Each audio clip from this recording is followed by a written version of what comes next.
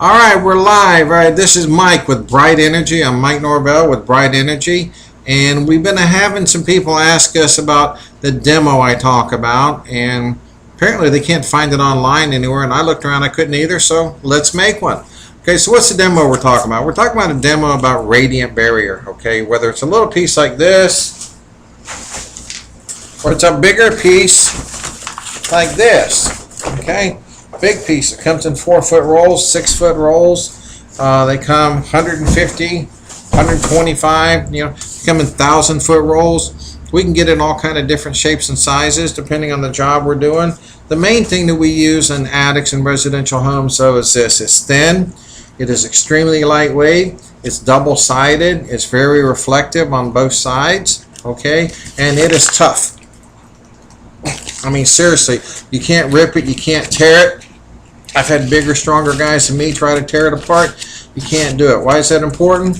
Well, we're going to make your attic usable. And so while it's holding the heat out on the top, if this is put up in your attic rafters, then at least when you're underneath, now that your attic is usable, you can come in, and if you were to bump into it or something like that, nobody's going to worry about breaking this, tearing it, bumping through and creating a rip or a tear.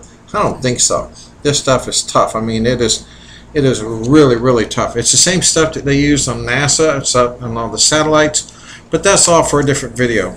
I just showed that even though you can't hardly rip it, you can cut it for trimming it in attics. Okay, get a good pair of scissors. I mean, it'll wear out a pair of scissors after a couple jobs, or a knife blade. You basically have to change your knife blade every job, but it does cut. But tear, no. So when you put it in your attic, it's good stuff. So what are we talking about? We're talking about holding heat out of attic. We're talking about holding out radiant heat. Radiant barrier holds back 97% of all the heat that hits it. It literally reflects it back. Radiant heat has one or two things happening to it at all times. It goes uninterrupted from the heat source until it hits something. At that point, it either gets absorbed and starts conducting its way through, or it gets reflected. In the case of radiant barrier, then it reflects back. And then this side underneath it lets a little bit through. And I don't know if the video showed, but this has tiny little holes about every 1/8 of an inch. Okay, and so that is going to let a little bit of heat through.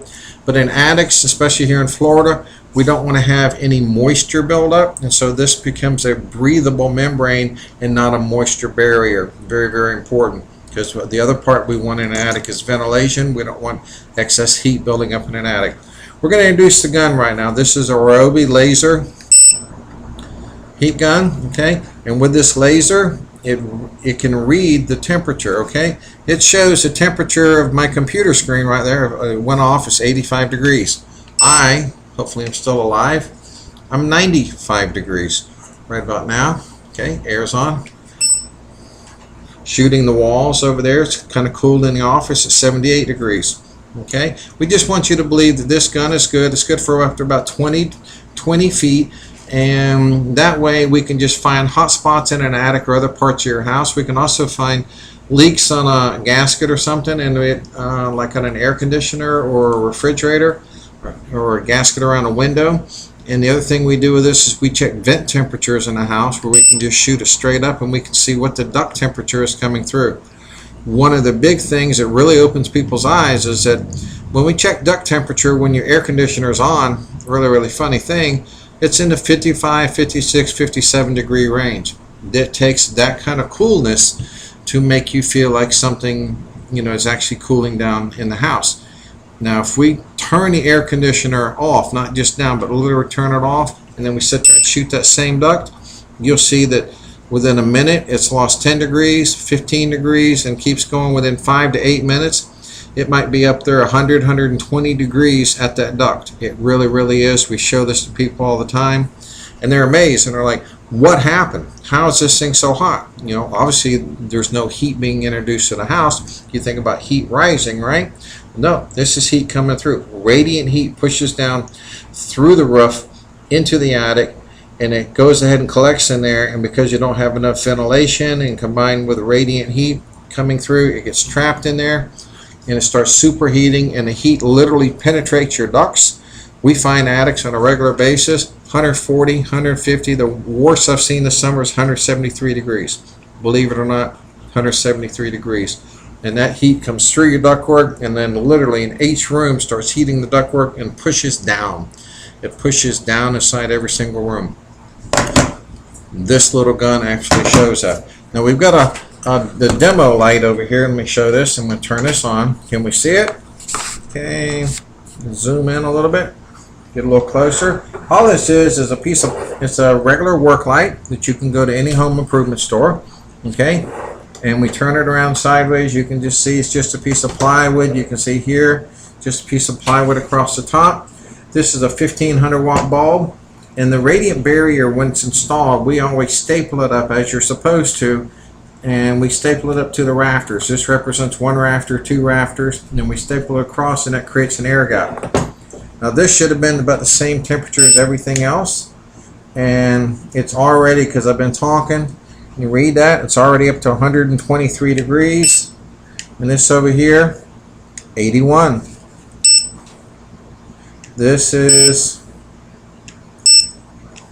okay, 155 degrees, okay, and 81, back on my neck. Okay, getting hotter, 96 degrees.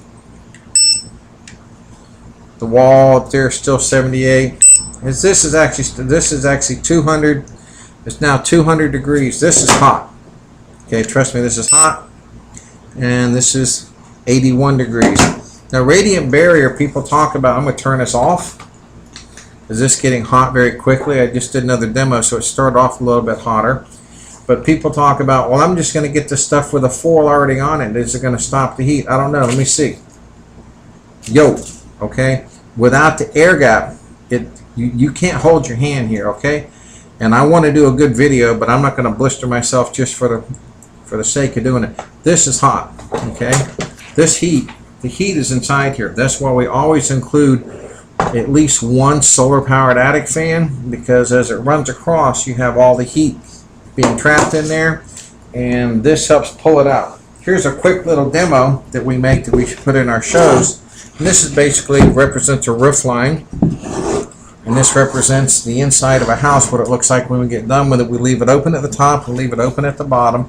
This is the same thing as that, just represents the rafters. We put the radiant barrier across, and of course on the very, very back, we also do the gable end if you have one on the house. But now the heat comes through here and comes in the bottom. It pulls cooler air out of the soffits, exits out the top. We power it out with a solar powered attic fan, and the heat is going out of the house inside here. Okay, now your ductwork and everything else that's inside this middle area here, okay, this is now all living space, and your ductwork that's in here, now it is not being superheated. In fact, we have found that the majority of the homes that we do, that we put the radiant barrier in, the inside of the attics will stay between 3 and 5 degrees of the outside temperatures. Why? Because they never get allowed to get heat build up in them. The fans come on basically daylight, and the radiant barrier holds the heat back all through the day. Can you still get some heat in the attic? Yes, but with a good ventilation in this system, we can drop heat in the attic by up to 50%. Here's a quick little drill. The average temperature gain in a given day is only about 20 degrees in Florida. So if it starts off at 75 degrees, it might be 85 or 95 degrees by the end of the day. Well, if your attic starts off at 80 degrees, it can end up at 160 degrees by the end of the day. Why? Because inside the attic, it gets closed in, the air can't get out, convection starts building, pressure starts building. You don't believe it's hot? Go pull down that garage door. You'll see it's hot. That heat, you always think heat rises. Heat is under great pressure. Heat will fall. You open that garage door, it literally hits you right in the face. This is Mike, Bright Energy.